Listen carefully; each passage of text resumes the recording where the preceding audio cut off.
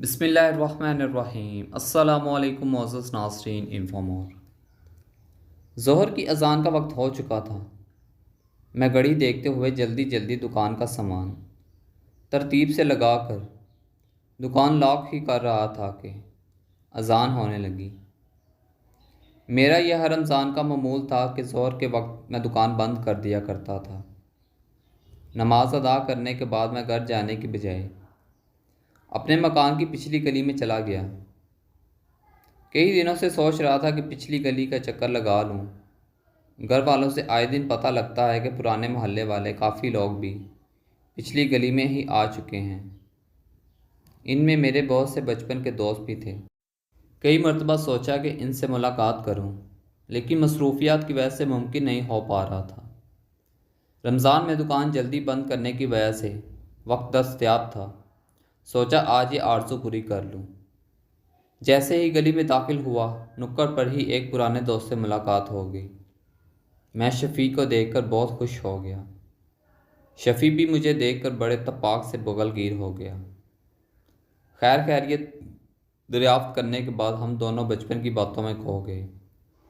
باتیں کرتے کرتے میری نظر ایک بوڑھی خاتون پر پڑ گئی جو پڑوس والی ٹوٹی پھوٹے مکان سے نکل رہی تھی۔ میں نے شفیع سے پوچھا، یہ عارفہ خالہ ہی ہیں نا؟ شفیع نے میری طرف دیکھتے ہوئے کہا، ہاں عارفہ خالہ ہی ہیں۔ عارفہ خالہ ہمارے پرانے محلے کی سب سے امیر خاندان کی اکلوتی بہو تھی۔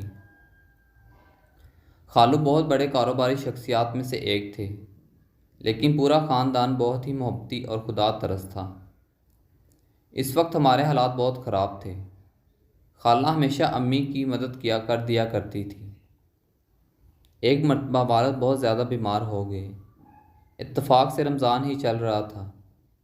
امی نے تمام جمع پونجی لگا دی، یہاں تک کہ اپنے زیور اور ہم بہن بھائیوں کی عیدی کی خریداری کے پیسے بھی صرف کر دیے، لیکن کچھ فائدہ نہ ہوا۔ بیماری میں والد کا انتقال ہو گیا۔ اس وقت عارفہ خالہ اپنے شوہر کے ساتھ رمضان کے عمرہ پر گئی ہوئی تھی۔ ہمارے حالات بد سے بدتر ہو چکے تھے۔ فاقہ کشی کی نوبت آ گئی تھی، لیکن امی بہت ہی خوددار اور انا پرست خاتون تھی۔ بہت سے محلے والوں نے مدد کرنے کی کوشش کی، لیکن امی نے اس ڈر سے انکار کر دیا کہ کہیں یہ زکوٰۃ کے پیسے تو نہیں۔ 29 کی شب تھی، عید کا چاند نظر آ چکا تھا۔ ہر طرف خوشی کا ماحول تھا، لیکن ہمارا گھر ماتم کدہ بنا ہوا تھا۔ دوسرے سارے بچوں کو دیکھ کر ہم لوگ بھی نئے کپڑے اور جوتوں کے لیے امی سے ضد کر رہے تھے، اور امی بیچاری ایک گوشے میں بیٹھی خاموش ایک ٹک ہم بہن بھائیوں کو دیکھے جا رہی تھی۔ ان کی آنکھوں سے آنسوؤں کی لڑی لگی ہوئی تھی۔ اسی اثنا میں دروازے پر دستک ہوئی۔ بہن نے دروازہ کھولا۔ سامنے عارفہ خالہ ہاتھوں میں بہت سی تھیلیاں اور نم آنکھیں لیے کھڑی تھی۔ امی بھی خالہ کو دیکھتے ہی کھڑی ہو گئی۔ خالہ نے تھیلیاں ہمارے ہاتھوں میں دیتے ہوئے امی کو گلے لگا لیا۔ امی سسکیاں بھر کر رونے لگی، اور ہم بہن بھائی خوشی خوشی تھیلیاں خالی کرنے لگے۔ اور تب ہماری خوشی کی انتہا نہ رہی جب تھیلیوں سے نئے نئے جوتے اور نئے کپڑے نکل نکل کر گر پڑ رہے۔ لیکن جیسے ہی امی کی نظر ان چیزوں پر پڑی، وہ ایک جھٹکے سے ان چیزوں کی جانب جھپٹی، اور بہت ساری چیزیں جلدی جلدی واپس تھیلوں میں بھرنے لگیں، اور عارفہ خالہ کی طرف دیکھ کر بولی، معاف کرنا بہن، لیکن ہم لوگ یہ چیزیں نہیں لے سکتے، ہم اس کے مستحق نہیں ہیں۔ خالہ نے امی کی طرف پیار بھری نظروں سے دیکھتے ہوئے کہا، یہ زکوٰۃ نہیں ہے بہن۔ کچھ برسوں بعد ہم لوگ وہ محلہ چھوڑ کر اس نئے محلے میں آ گئے۔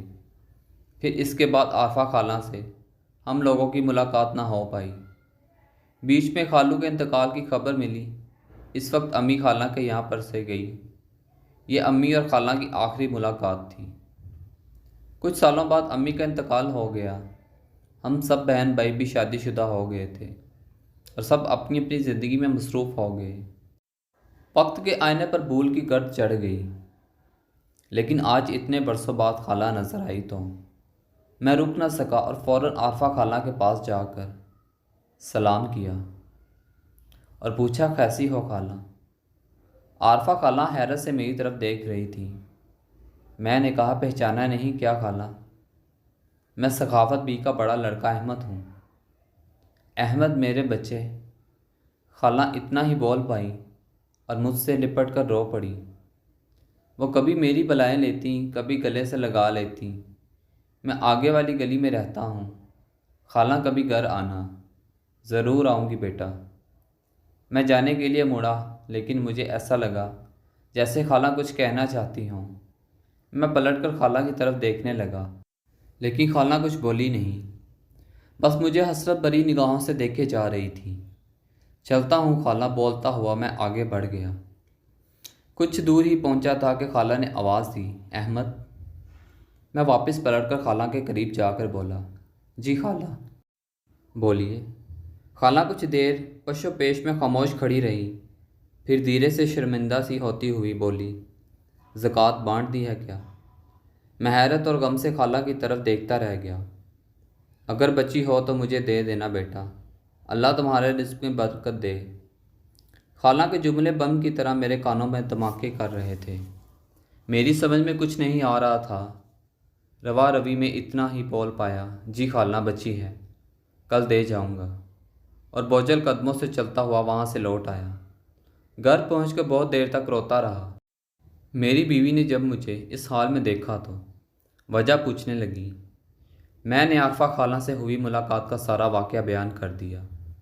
میری بیوی نیک خاتون تھی، ہم دونوں نے مل کر خالہ کی مدد کا فیصلہ کر لیا۔ دوسرے دن میں خالہ کے گھر گیا اور خالہ کو اپنے مکان پر لے آیا۔ میری بیوی نے خالہ کو غسل کروا کر نئے کپڑے پہناتے ہوئے کہا، خالہ اب آپ ہمارے ساتھ ہی رہیں گی، اور میری طرف دیکھنے لگی۔ میں نے بھی ان کی طرف دیکھتے ہوئے اس کی تائید میں اسبات میں گردن ہلا دی۔ خالہ کی آنکھوں سے آنسو کی لڑی رک گئی۔ خالہ میرے قریب آ کر بولی، بیٹا میں اس کی مستحق نہیں ہوں۔ میں نے خالہ کو گلے لگاتے ہوئے بڑے پیار سے کہا، یہ زکوٰۃ نہیں ہے خالہ۔ تھینکس فار واچنگ انفو مور۔ اگر آپ کو ہماری یہ ویڈیو اچھی لگی تو پلیز چینل کو